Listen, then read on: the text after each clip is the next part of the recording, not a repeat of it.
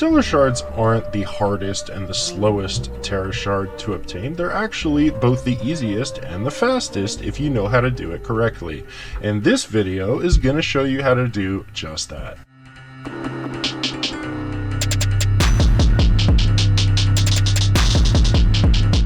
Stellar Shards are far easier and faster to obtain than any other type Terra Shard.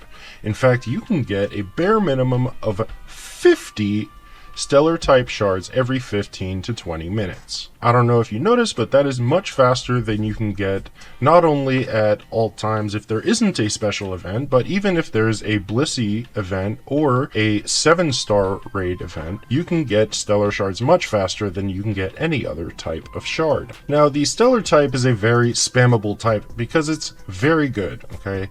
It's really good on Pokemon that have really good defensive dual typing, like Goldengo or Swampert. Pokemon with really good dual stab typing, like Iron Hands and Annihilate, also benefit greatly from the Stellar type. On top of that, you have other useful moves, like Billy Bolt's Acid Spray or Venomoth's Giga Drain. You do also get an additional marginal benefit of 20% damage to those moves. So go crazy and build a ton of Stellar type Pokemon. This is a very spammable type. Don't mention the item printer in comparison with the method I'm about to explain, because you're not going to get a significant amount of Stellar Shards from the item printer. Before I go into details, there are only really 2 steps to farming Stellar Shards, okay? One is going to be defeat or catch Pokemon at these locations, and then you're going to date skip not once, but twice. And you're actually going to date skip. You're not going to do that smart ass thing that people do when they reset for raids and they just go over and hit the OK button. You actually have to change the date to the next date, because what triggers the spawning of these wild Stellar type Pokemon is going from before midnight to after midnight. Okay? And date skipping without actually skipping the date is not going to do that.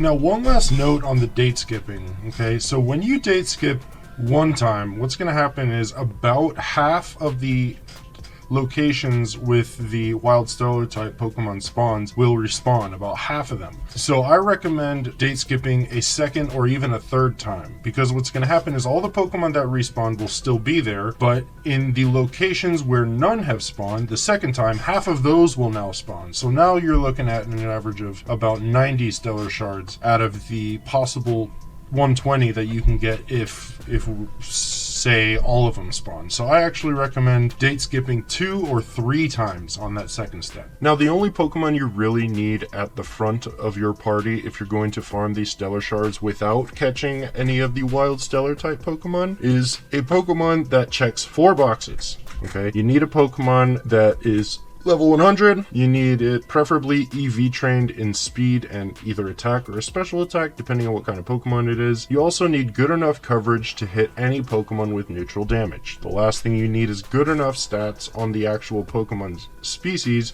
to both outspeed and one-hit KO any wild Pokemon that is up to level 78. Now, that being said, there are going to be some really good raid Pokemon that you'll find in these locations, like the ones that I am showing here.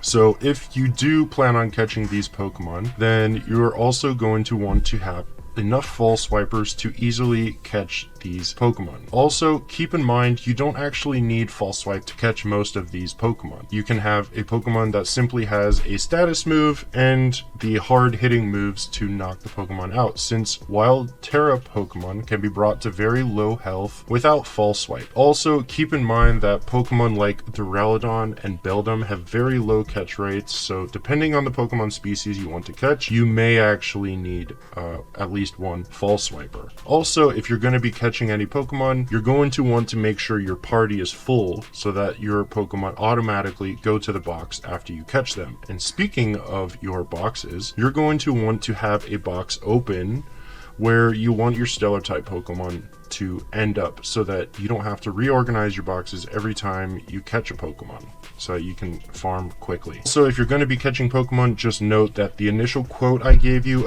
of a bare minimum of 50 Stellar Shards every 15 to 20 minutes will be a little bit slower, because when you catch Pokemon, obviously you're not going to be farming Stellar Shards as quickly. Now that we're all ready to go, this right here is the route that I am going to be taking. It's the route that I've been using that works pretty well and is pretty efficient for me. Now we're going to be starting our route from Central Plaza, and from here we're going to check 3 locations. First, we're going to fly out straight out into the polar biome, and right next to this big old iceberg, you're going to see whether this Pokemon has spawned. Obviously, if it has, you're going to go catch or defeat it. If it isn't, you're just going to turn right, and then you're going to see this massive cliff, and you're going to go to the top of the cliff where the second spawn is going to be. Now, once you get to the top of the cliff, you're going to see whether it's there. If it is, obviously go ahead and defeat it. If it's not, just go ahead and fly straight over this lake here. Once you get over the lake, you're going to see this little shore, and you'll see right away whether the Pokemon has spawned. If it hasn't, just drop right there and fly to the second fly location. Now you're going to be flying to the second location, which is going to be the Coastal Plaza. You're going to go here, you're going to fly over the Coastal Plaza onto the beach where all the Slowpokes are, and you'll see right away once you jump over and start flying whether the Pokemon has spawned. You're just going to turn left and go to this massive mountain here. You're going to fly to the left side where you're going to find a cave. And in here, you're going to find the second location of this fast travel area. The next fast travel location we're going to be going to is Polar Plaza. Now, once we get to Polar Plaza, we are just going to turn to the left here, and then we're going to see this little mountain, and we're going to go up to the top here, and we're going to see a little rock or pile of snow, and behind this pile of snow is going to be another spawn. The 7th spawn, we're going to go to the canyon rest area, and once we go here, we're just going to simply turn around and make this jump, and from here we will see whether this Pokemon has spawned. So if it hasn't, just drop right down and then go to the next wild stellar spawn. Next, we're going to be flying into the Canyon Plaza, and much like the last one, we are simply going to turn around, make this jump here, and we're going to fly over here. If it's there, go ahead and defeat it. If not, just fly over towards this bridge, which you'll see. And you're going to drop in on the near side of this bridge, go into this cave, and you will find the 9th spawn.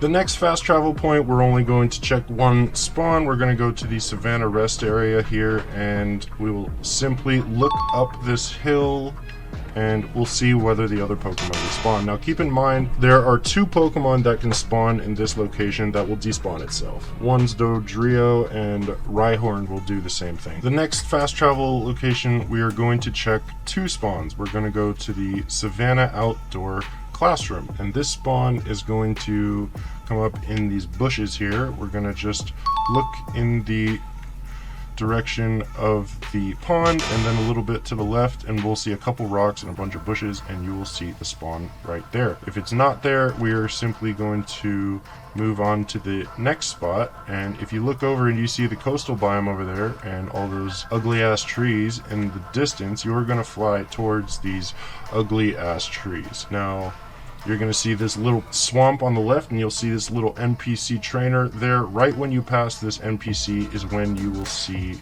the wild stellar spawn. So if it's not there, feel free to go ahead and fly back to Central Plaza so that you can repeat all the steps that we just did. If this was helpful, then help me by smashing that like button and subscribing. If it wasn't, tell me why in the comments. Alright, I'm out.